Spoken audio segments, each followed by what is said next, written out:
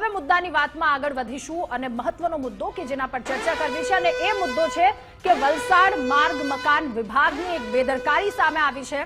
વલસાડના માર્ગ મકાન વિભાગે ફરી એકવાર બુદ્ધિનું દેવાળું ફૂંક્યું હોય, બુદ્ધિનું પ્રદર્શન કર્યું હોય એ પ્રકારની કામગીરી કરી છે। કારણ કે રસ્તા પર સ્પીડ બ્રેકર મૂકી દીધા છે, બમ્પ બનાવી દીધા છે, પરંતુ જાણકારી કોણ આપશે કે બમ્પ અહેડ એવું લખશે કોણ, ત્યાં સાઇનબોર્ડ કોણ મૂકશે?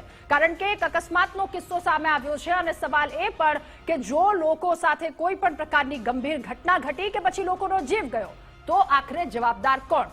બમ્પર બાદ રિફ્લેક્ટર ન બનાવતા અકસ્માત થયો છે। રાતોરાત સ્પીડ બ્રેકર બનાવતા અકસ્માત થયો અને સ્પીડ બ્રેકરના કારણે મહિલા ચાલુ બાઇકે નીચે પટકાઈ। આપ દ્રશ્યોમાં જોઈ શકો છો કેવી રીતે એ ફૂલ સ્પીડમાં ત્યાંથી સ્પીડમાં બાઇક જઈ રહી છે અને મહિલા નીચે પટકાઈ છે। આમાં મહિલાને ગંભીર ઇજાઓ પહોંચી છે।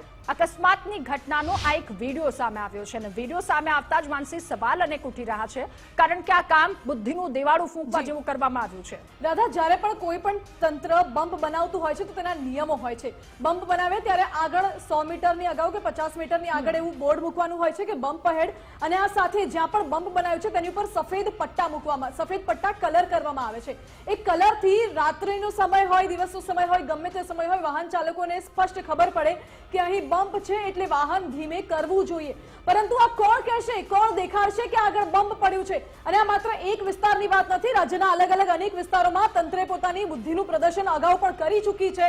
અલગ અલગ વિસ્તારમાં આવી અનેક ઘટનાઓ સામે આવી જ્યાં બમ્પ તો બનાવી દેવાયા પરંતુ એની ઉપર સફેદ પટ્ટા લગાવવાનું જ ભૂલી ગયું હોય તંત્ર, જેના કારણે અકસ્માતો સર્જાય છે। જો કોઈ ગંભીર દુર્ઘટના સર્જાશે તો જવાબદાર કોણ? શું તંત્રના અધિકારીઓ, શું માર્ગ મકાનના કે રોડ વિભાગના અધિકારીઓ જવાબદાર રહેશે? કોઈ અકસ્માત સર્જાશે, કોઈ મૃત્યુ થશે તો?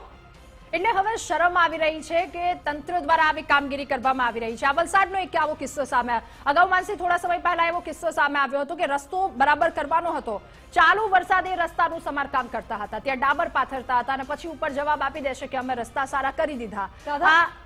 આપણા તંત્રની આપણે જેટલી પણ વખાણ કરીએ, જેટલી તારીફો કરીએ એટલી ઓછી છે અને ગમે તે કહી લઈએ પરંતુ સુધરે એનું નામ તંત્ર નહીં એવું અત્યારે કહેવું પડી રહ્યું છે આ મંચ ઉપરથી, કારણ કે એ પ્રકારની કામગીરી તંત્રએ કરી છે જેના લાઈવ દ્રશ્યો, સાક્ષાત દ્રશ્યો, પુરાવાઓ સામે આવ્યા છે।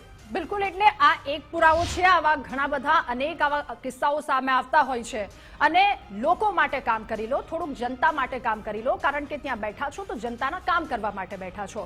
મુદ્દાની વાતમાં અલગ અલગ 5 મહત્વના મુદ્દા પર ચર્ચા કરી અને ગુજરાત ફર્સ્ટ તમને લગતા તમામ મુદ્દાઓ ઉઠાવતું રહેશે, કારણ કે ગુજરાત ફર્સ્ટ એટલે તમારી સાથે, તમારી માટે। તો મુદ્દાની વાતમાં હાલ બસ આટલું જ। વધુ સમાચારો માટે આપ જોતા રહો ગુજરાત ફર્સ્ટ।